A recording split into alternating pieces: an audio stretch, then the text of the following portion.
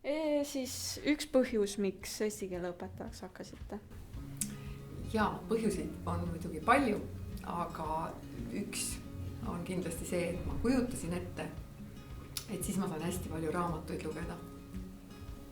Ma arvan, et ma hakkasin eesti keele ja ka kirjandusõpetajaks seetõttu, et see tundus mulle nii loomulik valik, sest keel ja kirjandus olid mind terve mu elu ümbritsenud.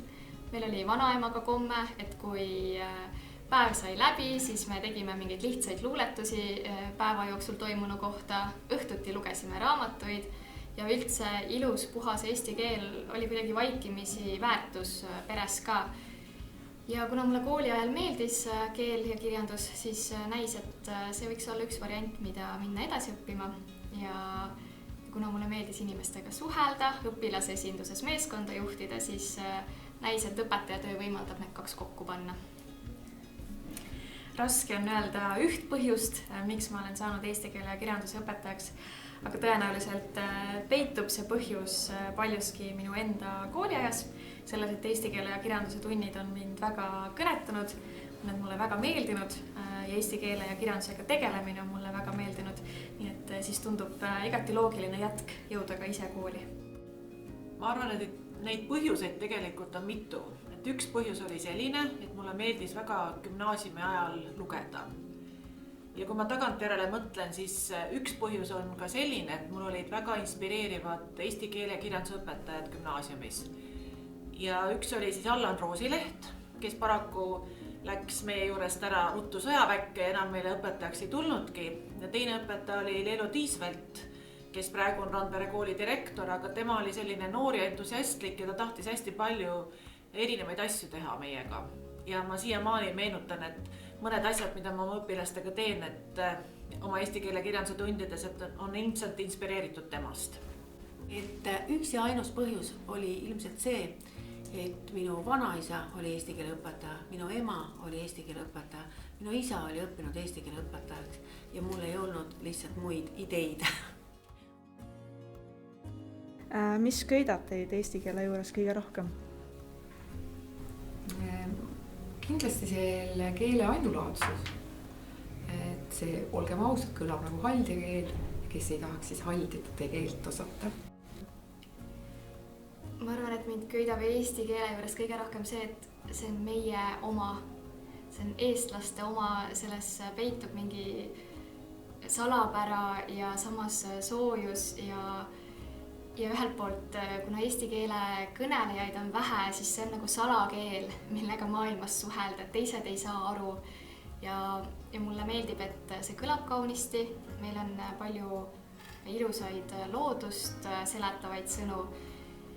Ja lisaks sellele millegipärast on eesti keel mulle tundunud eriline. Näiteks mul on meeles, et kui mu vanatädi, kes elas 102-aastaseks, oli üsna oma juba elu lõpus, siis üks tema viimaseid soove oli see, et me hoiaksime eesti keelt. See peab olema midagi erilist, kui inimene oma elu viimastel hetkedel midagi sellist soovib.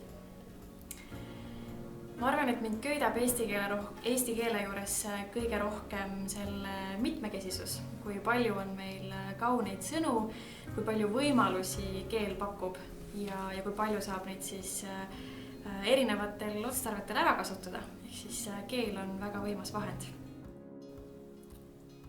See kõlab natukene tavapärase vastusena, aga ma arvan, et köidab või mis mulle meeldib, on see vokaalide rohkus. Ja et võib-olla see on see põhjus näiteks, miks mulle meeldib laulda ja miks ma käin mitmes kooris laulmas, sest et laulda on tore eesti keeles. Ja teine põhjus, ma arvan, et ka see, et mulle meeldib eesti keelt rääkida. Et ma olen mõelnud ka selle üle, et võib-olla oleks ju tore olnud elada ka kuskil mujal. Aga üks asi, millest ma loobuda ei taha, see on eesti keel. Eesti keele juures köidavad mind kõige rohkem kirjavahemärgid ja kirjavahemärgide reeglid. Ja mis on teie lemmiksõna eesti keeles? Sillerdama. Oi ei ole mu lemmiksõna eesti keeles. Aga mu lemmiksõna on, ma arvan, et armas. ja hell, võib-olla võrdselt isegi. Et need on sellised sõnad, mida ma kõigile alati ei ütle ja kui ma neid juba kasutan, siis nad on nii sisult, kõlalt kui ka välimuselt minu jaoks sellised sõnad, mis aitavad väljendada sügavat kiindumust. Väga raske küsimus on see, mis on minu lemmik eestikeelne sõna, sellepärast et see tähendab, et peab valima ühe. Seal kindlasti võiksid olla kõik meie täpitähtedega sõnad ja nii edasi. Aga mul tuleb esimesena pähe hoopis sõna helgus. Jälle raske küsimus. Eesti keeles on ju nii palju ilusaid sõnu, aga ma arvan, et kui ma peaksin praegu ütlema, siis see kõige ilusam sõna on inimene. Sest inimene loeb.